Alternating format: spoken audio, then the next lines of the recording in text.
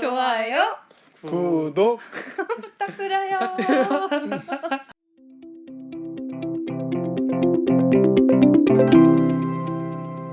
자아에 대해서 간략하게 이야기를 해보면 좋을 것 같은데 요거는 딱 요 한 질문으로 네, 대체가 될 것 같아요. 네.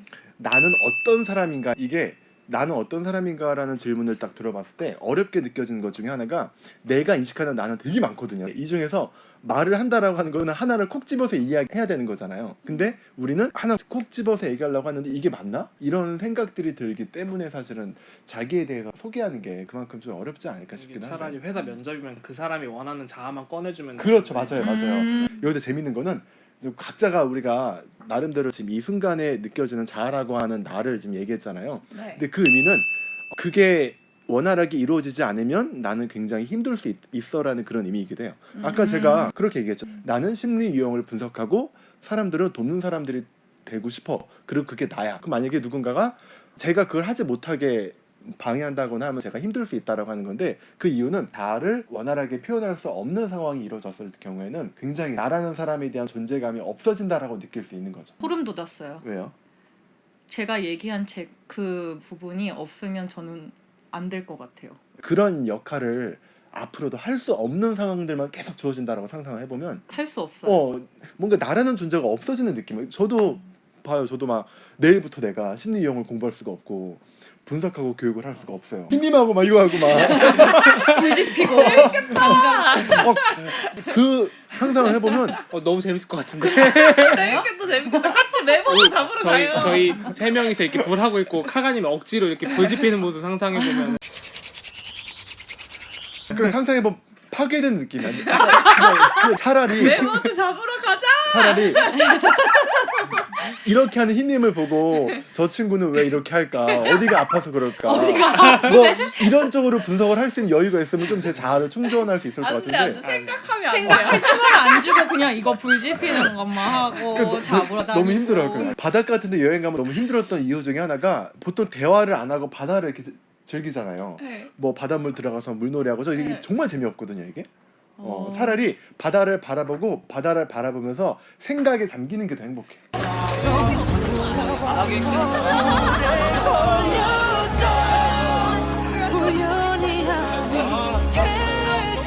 그런 사람 잡으면 막 던져도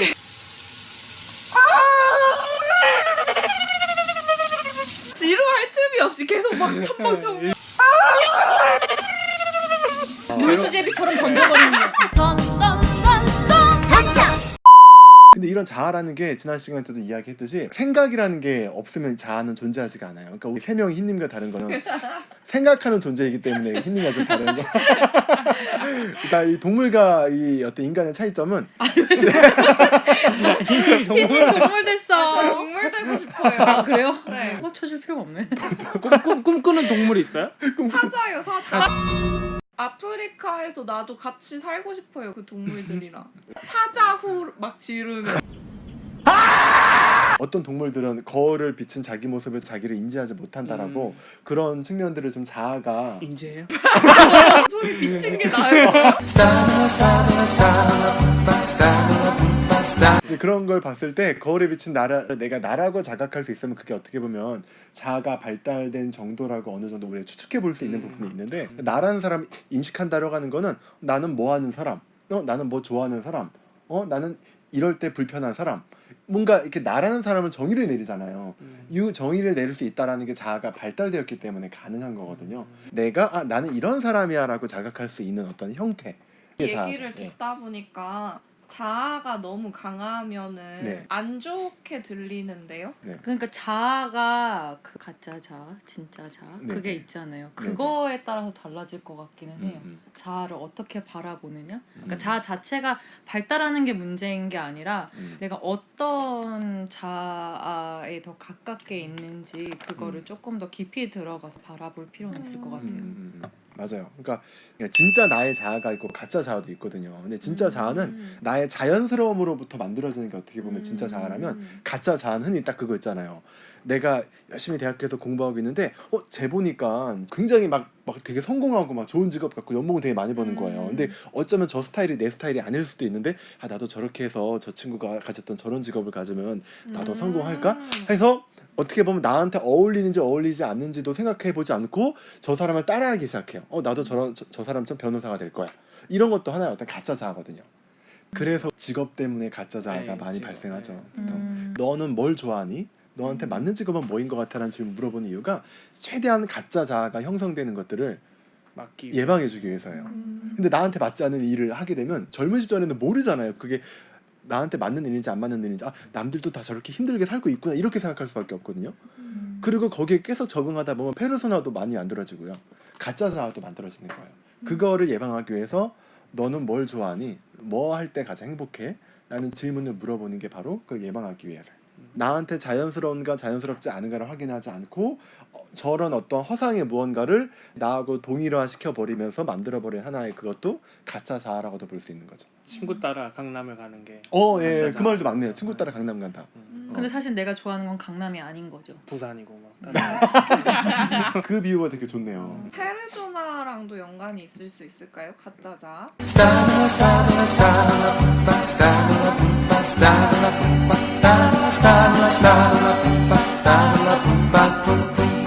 그 근원지가 달라요. 그러니까 페르소나 같은 경우는 외부 환경이 나한테 첫 어떤 동기를 자극을 해요. 네. 근데 약간 비교하자면 외재적 측면이라고 해야 될까요? 근데 네. 가짜 자아는 내재적인 측면들이 좀 커요.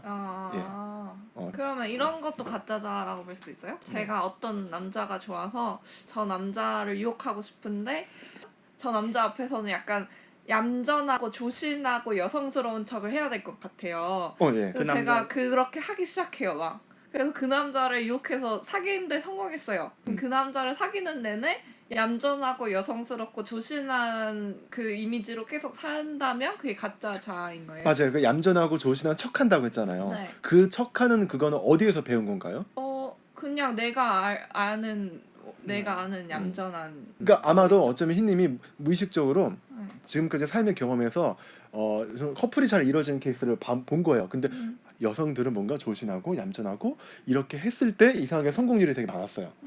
그런 것들이 내 어떤 기억 속에 자리 잡고 있다가 소개팅 나갔을 때 그런 모습을 나도 모르게 취하게 되는 이런 부분을 흰님이 의식해서 한다라고 하면 어쩌면 좀 가짜 자아 쪽에 속할 수도 있는 거죠. 근데 흰님이 약간 본능적인 어떤 측면으로 나한테 편한 모습으로 상대방한테 어필한다라고 하면 그거는 가짜 자아가 아니라 진짜 자아라고 할 수 있는데 너무 나한테 맞지 않는 조신한 척 뭐 어떤 척 이렇게 했다라고 하는 거는 상대방으로부터 난 되게 조신한 사람이고 난 현모양처 같은 그런 이미지로 보여주고 싶기 때문에 그런 모습을 취하는 거거든요.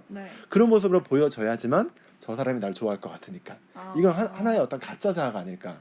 그러면은 어딜 나가도 이제 조신하게 행동을 하게 되면은 그거 페르소나가 되는 건가요? 만약에 흰님이 나가는 어떤 와인 모임에서 분위기가 막 되게 조신하고 막 되게 고급스럽고 막 이런 분위기예요. 근데 흰님이 처음 갔는데 적응이 안 되는 거야. 근데 나도 이 모임이 계속 가려면 나도 저렇게 해야 되겠다. 계속 그 모임에서 굳어지는 모습들이 조신한 모습이 생겨요. 이거는 이제 페르소나일 수 있죠.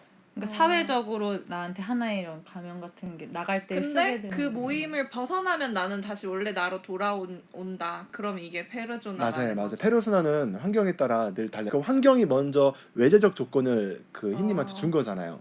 가짜 자아는 좀 내재적 조건으로부터 좀 만들어지는 어떤 차이라고 좀 해야 될까요? 이 자아라는 거는 반드시 아웃풋이 있어야 돼요. 그 말은 어떤 말이냐면 내가 하고 싶은 거래요. 보여주고 싶은 이미지를 연출을 해요. 그로 인해서 뭔가 얻어지는 아웃풋이 있어야만 그게 사실 자아라고 볼 수 있거든요. 흰님이 조신한 척을 해요. 그래서 앞에 있는 남성분이 와 되게 아름다우시고 되게 조신하시고 되게 예의 바르시네요 라는 말을 했을 때 내가 기뻐요 막. 그러면 그게 하나의 어떤 자아일 수 있어요. 근데 페르소나는 그게 없을 수 있어요. 어떤 아웃풋으로 오는 어떤 기쁨이자 희열감 나란 사람은 이런 존재구나라는 이런 부분들이 페르소나는 없을 수도 있어요. 근데 자아는 그게 다 강해요. 어떻게 보면은 회사에서 쓰는 건 페르소나인 것 같아요. 회사에서 내 모습을 보여준다고 희열을 느끼지는 않는데 궁금한 게 생겼는데 그럼 혼자 있을 때 혼자서 자기한테 심취해서 막 즐기는 그것도 가짜 자아라고 볼 수 있을까요? 제가 혼자 집에서 막 무슨 실크 막 슬립 이런 거 입고 혼자 막 와인 먹고 노래 틀어놓고 막 이러면서 되게 그거에 심취했거든요. 그러니까 그걸 심취하는 이유가 뭔 거 같은지에 따라서 그게 가짜 자아인지 진짜 자아인지 맞아요. 예. 볼 수 있을 그러니까 것 그게 같아요. 만약에 어느 내가 영화를 봤는데 여주인공이 저러니까 너무 예뻐 보이고 막 그런 게 좋아 보였다라고 해서 따라하는 거면은 그냥 가짜 자아의 느낌이고 그냥 그런 걸 보지 않았는데도 흰님이 본능적으로 내가 이렇게 하는 게 그냥 자연스럽게 그런 게 좋다 하면 아마 진짜 자아에 가깝지 않나라는 생각이 드네요. 네. 자연스럽진 않은데 그냥 그 순간이 그런 감각들이 너무 즐겁고 좋더라고요. 막. 뭐라고 하든지 간에 흰님이 그거를 좋아한다면 조금 또 진짜 자아에 가까울 수도 맞아요, 있다고 맞아요. 생각을 해야 될 것 같아요. 아 맞아요. 사람들의 사람들의 반응과 상관없이. 네, 그냥 좋아요 그 순간. 반드시 이 자아의 끝은 나의 정체성이나 주체성이 강화되는 어떤 느낌이어야만 해요. 그게 이제 자아가 페르소나와 다른 것 중에 하나예요. 예. 페르소나는 가면이다 보니까 내 얼굴이 아니잖아요. 근데 자아는 내가 내 얼굴이라고 인식하는 거거든요. 네. 근데 이제 그런 경우에 가짜 자아는 내가 사실 뭐 이렇게 생겼는데 나는 딱 거울 보고 역시 정우성이 야 이런 거 있잖아요. 약간 이런 것도 그러시나 봐요. 우리는 얼굴을 갖고 있다라고 하는 거죠. 우리 안에는 내가 한 가지 얼굴뿐만 아니라 다양한 얼굴을 가지고 있고요. 그 중에는 내 얼굴이 아닌 가짜 얼굴도 있고요. 이런 것들을 하나하나 내가 자기 개념화해서 인식하는 게 굉장히 중요한 하나의 과제 같아요.